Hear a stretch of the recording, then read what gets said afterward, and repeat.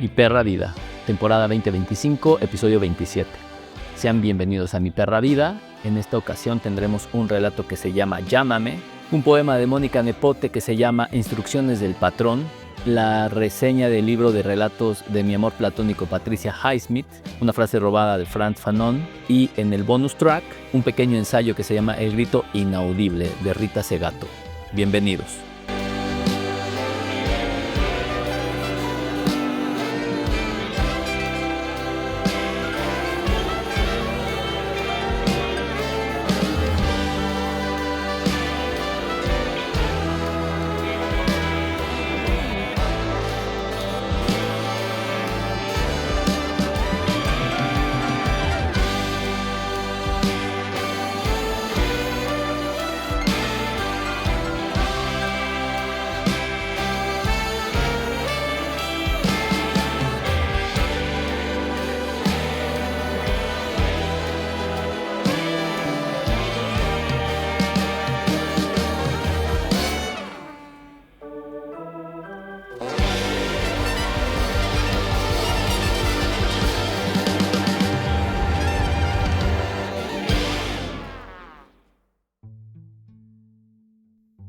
Llámame.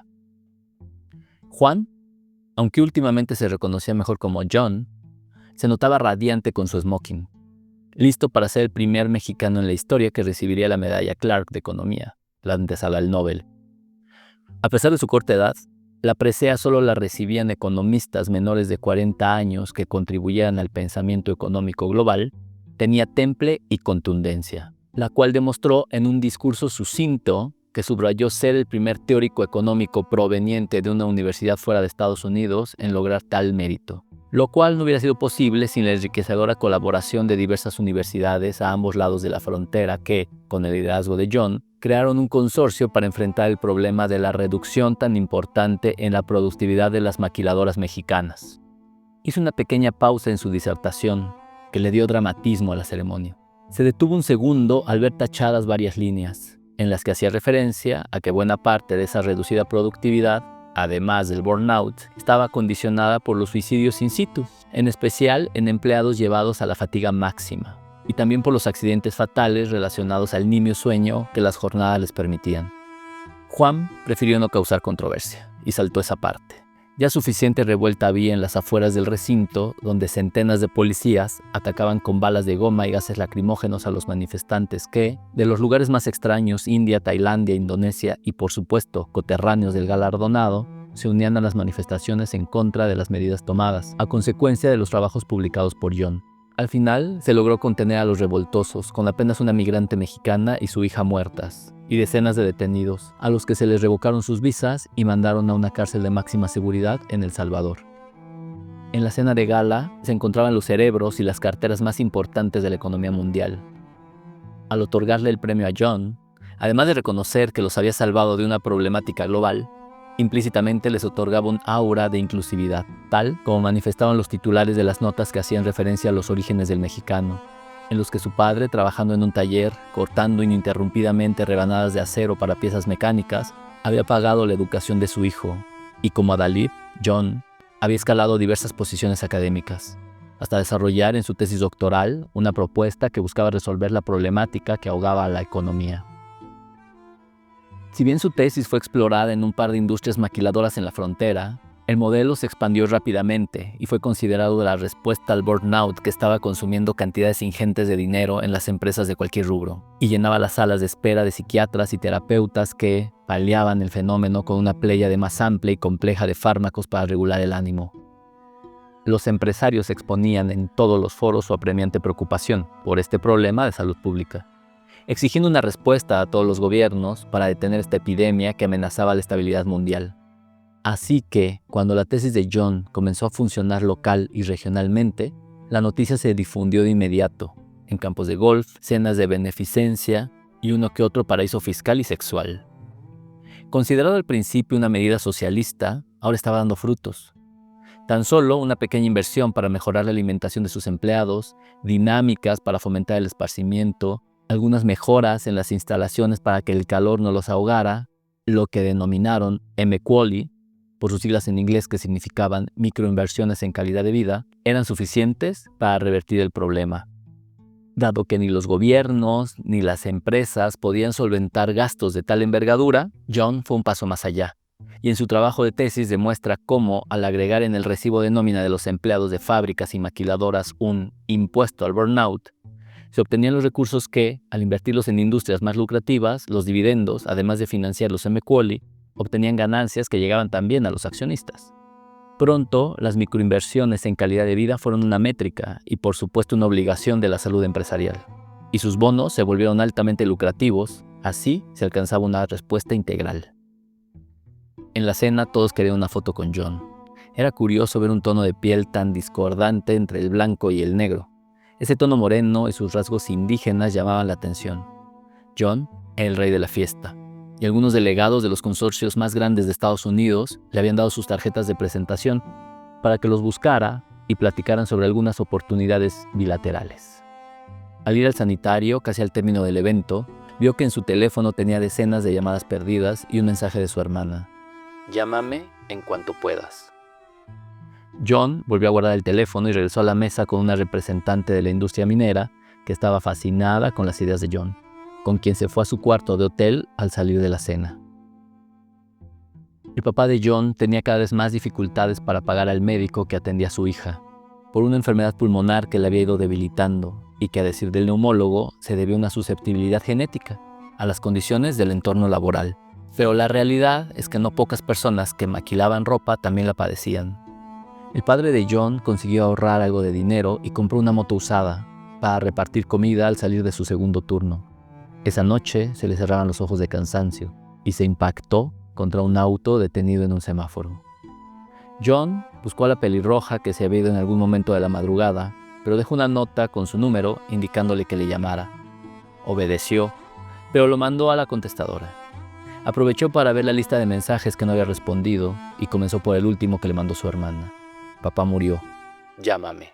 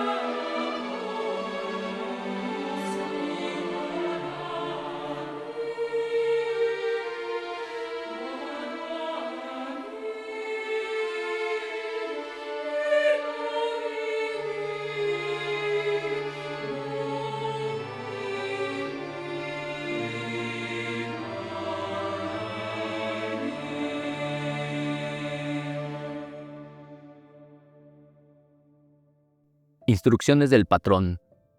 Mónica Nepote. Lo primero que debes hacer es extender la tela y encoger el cuerpo. Desprover tus sentidos animales, volverte una rápida secuencia, olvidar saliva, tripas, fluidos. Desapegarte del hambre o de la necesidad de orinar. Tu pulcritud será embalsamar las piezas, la audacia está en tus manos. Así, engrane en el sistema. Serás la mujer máquina que sueña libertad de moneda.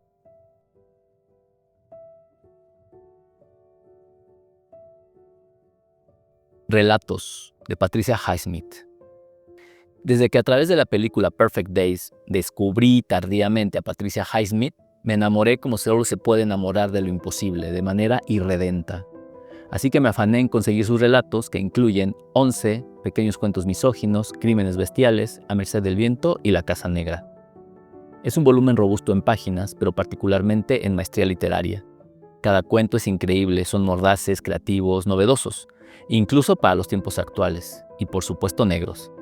Cada historia viene armada con una pala que te va a remover el lodo de las entrañas, tus miedos del alma y despegará la sangre seca de tu oxidado corazón. El paso por cada serie de relatos tiene un matiz que le brinda frescura y salvo La casa negra, todos mantienen un tono y una contundencia que obliga a dosificarlos, ya sea para superar la emoción que despiertan o para saborearlos en espera del siguiente bocado. Esta mujer es sin duda una guía y fuente de inspiración, y por supuesto este es un libro que merece recomendarse y releerse.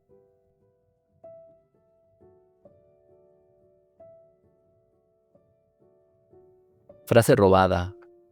Frantz Fanon. ¿Qué es el fascismo sino el colonialismo en el seno de países tradicionalmente colonialistas?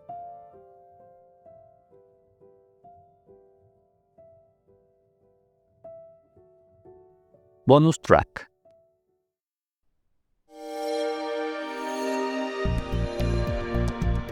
Descarga Cultura.unam.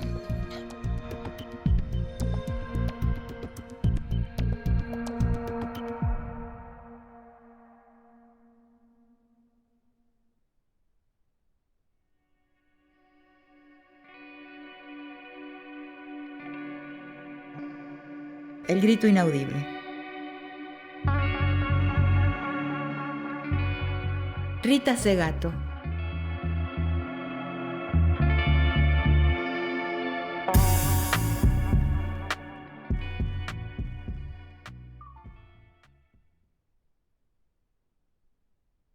Como muchos, y en medio del espanto que va apoderándose de la opinión pública, asisto al insoportable espectáculo de la masacre del pueblo palestino. 2009. La exhibición de la agresión letal pretende imponernos la certeza de que nada, ningún esfuerzo conseguirá interponerse entre el poder de muerte del Estado de Israel y el pueblo condenado. Ese espectáculo de arbitrariedad es también el espectáculo de la decadencia moral y jurídica de Occidente. Como tantos, en estos días intento gritar, pero el grito no se oye. Parece no llegar jamás a destino. Grito inaudible, como aquel de la eficaz pintura de Edvard Munch, que resulta para siempre inolvidable por retratar el grito moderno, el grito insulado propio de la situación de fragmentación existencial que Hannah Arendt magistralmente distinguió de la experiencia de la soledad. Hannah Arendt nos dijo, soledad y aislamiento no son la misma cosa. El increíble fenómeno de la inaudibilidad del grito indica que nos sumergimos sin percibirlo en la incomunicabilidad propia de toda atmósfera totalitaria, con su estado de sitio mediático, con su lengua eufemística, con el encapsulamiento de los sujetos.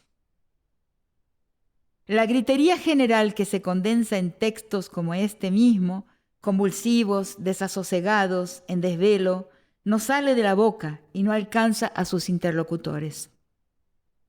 No consigue interrumpir la acción exterminadora de sus destinatarios.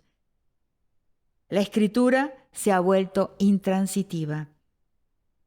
Aquella que Roland Barthes definió y otros consideraron la única forma de expresión legítima de la experiencia concentracionaria, única capaz de captar este presente de intemperie extrema, intraducible bewilderness, ya sea física para aquellos que en su minúsculo y torturado territorio lager mueren su muerte de hierro, dolor, hambre y frío, o moral y espiritual, como a la de todos nosotros, incluyendo los propios verdugos en su aparente júbilo. Este padecimiento irremediable e inconsolable es algún déjà vu, una experiencia que remite a un pasado no lejano, en que voces también desoladas intentaron insurgirse contra el hierro y el fuego del exterminio de otro pueblo.